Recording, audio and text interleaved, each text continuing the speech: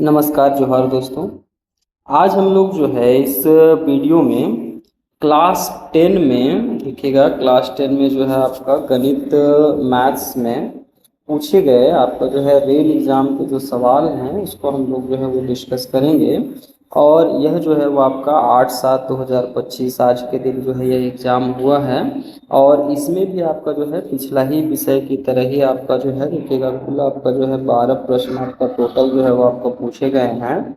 और इन 12 प्रश्नों में से आपको जो है अलग अलग कुछ 6 सवाल जो होते हैं वो आपका वस्तुनिष्ठ मतलब एमसीक्यू के होते हैं। आपका जो है 4 सवाल जो होते हैं वो लघु उत्तरीय होते हैं और 2 सवाल जो होते हैं वो आपका दीर्घ उत्तरीय होते हैं। तो इसमें से हम लोग थोड़ा देखते हैं कि किस प्रकार से इनका जो है आंसर आपका होता है। तो ये आपके प्रश्न हैं, देख पा रहे होंगे हम लोग कि ये आपका पहला दूसरा तीसरा करके आपका जो है कुल मिला के 6 आपका एमसीक्यू क्वेश्चन है। और इसके बाद जो है वो आपका कुछ आपका सब्जेक्टिव प्रश्न इस तरह से पूछे गए हैं। ये जो है आपका मैथ किताब का जो आपका चैप्टर 3 है जिसे हम लोग कहते हैं pair of linear equation in two variables, दो चर वाले रैखिक समीकरण युग्म, इससे आपका जो है ये सवाल आपका जो है पूछा जा रहा है। यह जो आपका पूरा चैप्टर है वो आपका मैट्रिक बोर्ड एग्जाम के लिए भी बहुत महत्वपूर्ण है। इसमें आपका जो है कुछ ना कुछ सवाल आपका जो है इस चैप्टर से आपका जो है ग्राफीय विधि से वो आपका आता ही आता है। तो हम लोग देखते हैं कि किस प्रकार के प्रश्न पूछे गए हैं और उनका क्या जो है वो सही जवाब होता है ना। तो पहला जो इसमें सवाल आया है देखिएगा, इसमें कह रहा है कि यदि a1/a2 b1/b2 और c1/c2 में a1/a2 बराबर है b1/b2 का और ये बराबर नहीं है c1/c2 का, तो ये जो दो समीकरण हमारे पास हैं तो इन समीकरणों में आपका जो है वो क्या एक तरह से जो है वो आपका किस प्रकार का आपका जो है एक हल होगा। इसका आपका कोई हल नहीं होगा, एक अद्वितीय हल होगा, अपरिमित रूप से अनेक हल होगा, या आपका दो हल होगा। इस टाइप से आपका ऑप्शन दिया हुआ है। तो आप इसको समझते हैं कि किस प्रकार से इसको हम लोग जो है वो जांच करते हैं कि किस में एक हल होगा, किस में एक भी हल नहीं होगा, किस में अनेक हल होगा। इसका क्या नियम है इसको हम लोग जो है वो पहले से जानते हैं। एक बार उसको हम लोग देख लेते हैं। तो आप देख पा रहे होंगे कि इसमें इस तरह का आपका जो है कॉन्सेप्ट होता है हम लोग के पास कि a1/a2 अगर बराबर नहीं होता है b1/b2 का तो उसका केवल आपका एक हल होता है। यदि तीनों जो ये रेशियो है ये आपस में बराबर हो जाते हैं तो उस केस में उसका आपका जो है अनंत हल होता है। और अगर इस तरह से आप देखते हैं कि पहला दूसरा तो बराबर हो लेकिन तीसरा बराबर नहीं हो, यहाँ पर देखिएगा नॉट इक्वल का सिंबल है, तो इसमें आपका कोई हल नहीं होता है। ये आपका जो है इसका जांचने का आपका जो है वो तरीका होता है। तो हम लोग क्या करेंगे, इसी तरीके को यहाँ पर जो है वो, तो यहाँ जो सवाल है आपका इसमें देखिएगा यहाँ जो है वो आपका इस तरह से तीसरा वाला जो आपका रेशियो है वो बराबर नहीं है। तो इस हिसाब से अगर इसमें हम लोग चलें तो इसका आपका जो है ये कौन सा ऑप्शन आपका सही होगा ये हम लोग को पूछ रहा था। तो इसमें अगर हम लोग देखें तो इसमें इसका जो है ऑप्शन नंबर ए जो है ये आपका सही होगा, कोई हल नहीं है ना, ये ऑप्शन आपका सही होगा। इसी से रिलेटेड आपका देखिएगा यहाँ पर दूसरा सवाल है कि समीकरण x + 2y + 5 = 0 और -3x - 6y + 1 = 0 के युग्म का किस प्रकार से आपका हल होगा। तो यही कॉन्सेप्ट पर यह भी सवाल आपका जो है बनेगा, है ना। तो इसको भी एक बार हम लोग समझते हैं। तो सेकंड प्रश्न में भी देखिएगा आपने उसी रेशियो को यूज किया कि क्या a1/a2 b1/b2 c1/c2 में क्या क्या आपस में बराबर है ना। तो समीकरण में आप देखिएगा a1 के जगह पर आपका 1 है, b1 के जगह पर आपका जो है 2 है, c1 की जगह 3 है, a2 की जगह -3 है, b2 की जगह 6 है, ऐसे लिखिएगा। तो इसमें भी देखिएगा कि आपका जो है इस जगह से आपका जो है फर्स्ट सेकेंड तो आपस में बराबर है लेकिन तीसरा वाला रेशियो आपका आपस में बराबर नहीं है, मतलब इसका भी आपका जो है कोई हल नहीं होगा। अब कोई हल नहीं होगा तो इसमें हम लोग जो है ऑप्शन नंबर डी में ऐसा दिया हुआ है तो डी हम लोग का सही ऑप्शन होगा। अब हम लोग जो है इसके तीसरे सवाल पर अगर आए तो तीसरे सवाल में कह रहा है कि यदि रैखिक समीकरणों का कोई युग्म संगत है तो इसके आलेख की रेखाएं कैसे होंगे। तो संगत मतलब कि दो रेखाएं आपस में कटनी चाहिए, है ना। तो जब आपका एक बिंदु पर कटता है तब भी एक जगह पर कटता है और जब एक के ऊपर एक लाइन हम लोग खींच देते हैं तो भी वो कटता है। तो इसमें आपका जो है ये प्रतिच्छेदी और संपाती जो है ये वाला ऑप्शन आपका सही होगा। तो तीसरा के लिए जो आपका ऑप्शन सी है ये वाला आपका ऑप्शन जो है वो आपका सही होगा। अब जो चौथा सवाल हम लोग को दिया है इसमें कह रहा है समीकरण 2x + 3y = 11 का एक हल क्या है। इसका आपका जो है देखिएगा इस तरह का प्रश्न को सॉल्व करने के लिए आपको ऑप्शन से चलना होता है। पहले x की जगह 2 रखिए, फिर y की जगह पर 1 रखिए और देखिए कि क्या इसको पुट करने से LHS RHS इक्वल होता है या नहीं होता है। तो ऐसे आप सबको जब एक एक करके देखिएगा रख के, तो वहाँ पर देखिएगा कि ये जो डी वाला ऑप्शन है ये हम लोग का वहाँ सही हो रहा है। देखिएगा तो 4 में आपका जो समीकरण 2x + 3y = 11, इसमें x की जगह हम लोगों ने पहला ऑप्शन से 2 और y की जगह 1 रखा, तो 11 में आपका जो है RHS था, लेकिन आपका LHS 7 आया, तो ये कहीं कहीं गलत है। जब इसी तरह b पुट करेंगे, c पुट करेंगे तो उससे कुछ आपका जो है वो LHS RHS इक्वल नहीं आएगा। जब हम लोग इसमें देखिएगा कि डी वाला जो ऑप्शन है इसको अगर हम लोग पुट करते हैं कि x की जगह पर 4 और y की जगह पर हम लोग क्या करते हैं कि 1 का इस्तेमाल करते हैं, तो इसमें ये कैलकुलेट होकर इसका वैल्यू पे देखिएगा 11 = 11 आ रहा है, मतलब LHS RHS इक्वल हो गया। इसका मतलब ये वाला ऑप्शन जो है ये आपका जो है वो सही है। तो अगर हम लोग देखेंगे तो 4 का भी डी होगा। 5 में भी देखिएगा हम लोग के पास एक समीकरण इस तरह से दिया है x + y = 5 और दूसरा समीकरण है 2x - y = 1। इसका क्या आंसर होगा, तो इसको आप जो है कोई भी एक विधि, विलोपन विधि, प्रतिस्थापन विधि, वज्रगुणन विधि, ग्राफी विधि में से कोई एक मेथड लगाकर हम लोग देखेंगे कि इसमें से कौन सा ऑप्शन आपका जो है वो सही हो रहा है। तो 5 में आप जो है देख पाइएगा कि इसको हम लोग विलोपन विधि से ऐसे सॉल्व कर दी, तो विलोपन में y कट गया, इस तरह से x2 आ गया, y आपका 3 आ गया।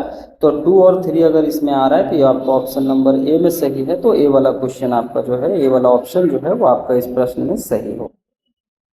अब हम लोग 6 सवाल में आते हैं। तो कह रहा है निम्नलिखित में से कौन सा रैखिक समीकरण युग्म असंगत है ना। तो असंगत के लिए भी आपको जो है उसी तरह से देखना है कि किसमें a1/a2 b1/b2 के बराबर है, लेकिन वो आपका जो है c1/c2 के आपका जो है बराबर नहीं है ना। तो उसमें क्या होता है कि जो दोनों रेखाएं होती हैं वो आपस में कहीं कहीं समांतर हो जाती हैं और वो आपस में मिलती नहीं है, तो उन्हें हम लोग जो है असंगत जो है किस श्रेणी में ले जाते हैं। तो इसमें देखिएगा इस टाइप से हम लोग अगर चेक करते हैं तो चेक करने पर, तो इसमें भी अगर हम लोग चेक करें कि भाई जो है इसमें कौन सा ऐसा है जिसमें तीनों a1/a2 बराबर, b1/b2 बराबर, c1/c2 आपका नहीं है, इसमें ये वाला ऑप्शन आपका सही होगा। जब 2/3 2 आपका 4 होगा, 3 आपका जो है 6 होगा, लेकिन 7/5 वो आपस में बराबर नहीं हो रहा है। तो इसमें आपका जो है ये कहीं कहीं जो रेखाएं बनेंगी वो आपका जो है दूसरे का आपका जो है समांतर बन जाएंगे, वो आपस में कटेंगे नहीं। तो इसमें आपका जो है 6 का ऑप्शन नंबर ए सही होगा। ठीक है, अब हम लोग इसके जो है सब्जेक्टिव प्रश्नों पर आते हैं। कराए कि बताइए कि निम्न रैखिक समीकरण युग्म जो है वो किस प्रकार का आपका जो है ये दर्शाते हैं। ये आपका जो है एक बिंदु पर प्रतिच्छेद करेंगे, समांतर होंगे या संपाती होंगे, है ना। तो इसको भी चेक करने के लिए आपको सेम वही पद्धति को आपको जो है यूज करना है जो अभी हम लोग ऊपर में सीखे। तो क्या करेंगे इसमें हम लोग थोड़ा इसको हम लोग देखा जाए, तो इसमें भी हम लोगों ने क्या किया उसी प्रकार से आपका a1 a2 b1 b2 c1 c2 का जो रेशियो है, इस रेशियो को हम लोगों ने यहाँ पर आपका जो है कंसिडर किया।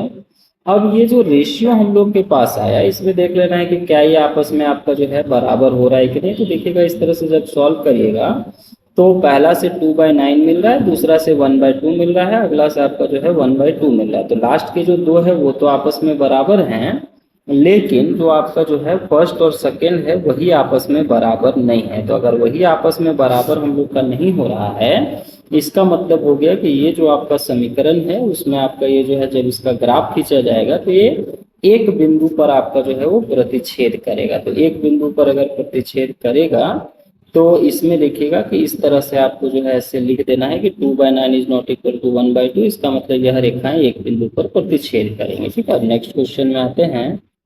तो नेक्स्ट क्वेश्चन कर रहा है कि यदि ये जो है समीकरण इतना का हल है तो k का मान ज्ञात करिए, है ना। तो इसके लिए आपको जो है x और y के जगह पर इसका वैल्यू को हम लोग को पुट कर देना होगा, और x और y के जगह पर अगर हम लोग x के जगह 3 y के जगह 4 पुट करके सॉल्व करेंगे तो इससे हम लोग का जो k का वैल्यू आपका दिया हुआ है वो आपका कहीं कहीं जो है वो आपको मिल जाए। तो इस तरह से देखिएगा कि x के जगह पर अगर हम लोग जो है 3 पुट करते, y की जगह 4 पुट करते, सॉल्व करेंगे तो जो k है उसका वैल्यू आ जाएगा 11/3, मतलब 11/3। अब इसी तरह से 9 में अगर हम लोग आते हैं, 9 में हम लोग के पास सवाल है कि निम्नलिखित समीकरण युग्म को प्रतिस्थापन विधि से हल करें। तो प्रतिस्थापन विधि में हम लोग समझते हैं कि दोनों में से पहला को समीकरण 1, दूसरे को समीकरण 2 मान लिया जाता है। उसके बाद उनको जो है एक जगह से x का वैल्यू निकाल के दूसरी जगह पुट कर देते हैं, और पुट करने के बाद जब उसको कैलकुलेट करिएगा तो उससे एक्स वाई का वैल्यू हम लोग को मिल। तो 9 में इसको हम लोगों ने समीकरण 1 मान लिया, इसको समीकरण 2 मान लिया। समीकरण 1 से हम लोग सॉल्व करके y का वैल्यू निकाल लिए, और y का जो वैल्यू आया उसको हम लोग समीकरण जो है अगला उसमें हम लोग क्या करेंगे, उसको पुट कर देंगे। और तो आगे इसमें अगर हम लोग सॉल्व करते हैं तो इस तरह से x का वैल्यू आपका जो है वो 9 आ जाएगा। फिर अगर हम लोग x का वैल्यू जो है समीकरण 3 में पुट कर देंगे तो y का वैल्यू जो है इस तरह से 5 आ जाएगा। तो इस तरह से देखिएगा x का वैल्यू 9 होगा, y का वैल्यू आपका 5 होगा। अब हम लोग जो है अगले क्वेश्चन आपका जो है वो 10 में आते हैं। तो 10 में देखिए आपका दिखेगा, तो 10 में सवाल है कि निम्न रैखिक समीकरण युग्म को विलोपन विधि से हल करें, है ना। तो इसे विलोपन विधि से हम लोग को हल करना है। तो विलोपन विधि में हम लोग जानते हैं कि एक जगह से हम लोग क्या करते हैं कि एक बार x को हम लोग इलिमिनेट कर देंगे, हटा देंगे, विलुप्त कर देंगे, और फिर y को विलुप्त कर देंगे, वहां से इसका आपका जो है सॉल्यूशन आएगा। तो देखिएगा इसको कैसे सॉल्व। तो ऐसे जो हम लोग के पास सवाल है, इसमें से एक को समीकरण 1, एक को समीकरण 2 मान लीजिए। यहाँ देखिएगा कि आपका समीकरण 2 के नीचे आपका जो है वो 5 है। तो 5 है तो हम लोगों ने क्या किया कि उससे हम लोग जो है इसको 5 से इसको इंटू कर दिए। यहाँ पर आपका 2 है तो इससे 2 को इंटू कर दीजिए। जब इस तरह से इसको हम लोग इंटू करेंगे तो इंटू करने पर देखिएगा इक्वल हो जाएगा, फिर काट दीजिएगा। तो इस तरह से एक्स का वैल्यू आपका जो है वो कुछ ना कुछ आपको जो है पूर्व मिल जा रहा है।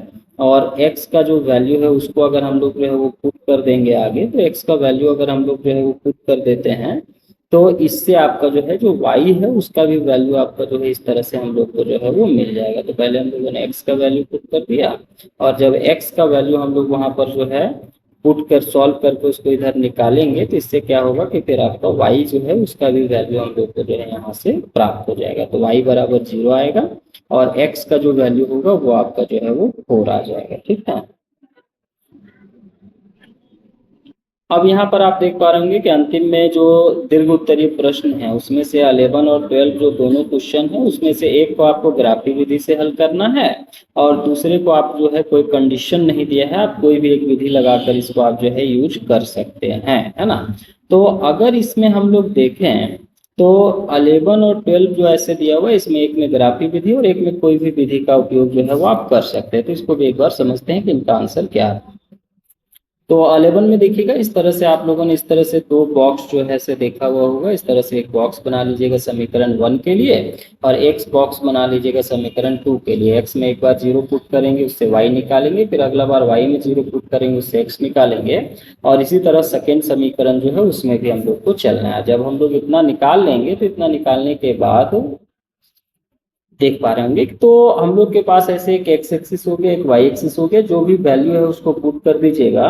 तो ये जो रेखाएं हैं कैसे गई और दूसरा आप कैसे गए, और दोनों आपका जो है 2 2 पर ऐसे प्रतिच्छेदित हो रही हैं। तो x का वैल्यू 2 और y का भी वैल्यू हम लोग का जो है वो 2 होगा। इस तरह से इसका आंसर जो होगा वो आपका x इज इक्वल टू 2 और y इज इक्वल टू 2 आएगा। अब जो है इस प्रश्न पत्र का देखिएगा अंतिम सवाल जो है इसको आपको कोई कंडीशन नहीं दिया है कि आप कौन सा मेथड से इसको सॉल्व करिएगा। तो चलिए हम लोग इसको जो है सबसे आसान होता है विलोपन विधि, इसको विलोपन विधि से ही हम लोगों ने सॉल्व किया। तो आप देखिएगा थोड़ा समीकरण में आपको जो है थोड़ा दिया था कि x/3 + y/2 is equal to 6 दे दिया। तो पहले इसका एलसीएम लेकर पहले थोड़ा इसको हम लोग जो है जिस तरह से जनरल फॉर्म होता है वैसे हम लोगों ने जनरल फॉर्म में 2x + 3y is equal to 36 ले आया। उसके बाद विलोपन विधि से जब इसको हल किए तो y का वैल्यू 6 हो गया और x का वैल्यू आपका 9 हो गया। तो ये हम लोग का इसका सॉल्यूशन होगा। तो इस प्रकार से हम लोगों ने जाना कि इस जो प्रश्न पत्र में आपके सवाल थे उसके आपका किस प्रकार से सॉल्यूशन होंगे और क्या क्या उनका जो है आंसर आएगा। आगे भी आप लोग जो है इसी प्रकार से आने वाले जो है रेल एग्जाम के प्रश्न पत्रों के सॉल्यूशन के लिए आप जो है इस चैनल को सब्सक्राइब कर लीजिए। इसमें आपको जो है सारे आपको जो है सॉल्यूशंस जो है वो आंसर जो है वो आपको मिल जाएंगे। धन्यवाद।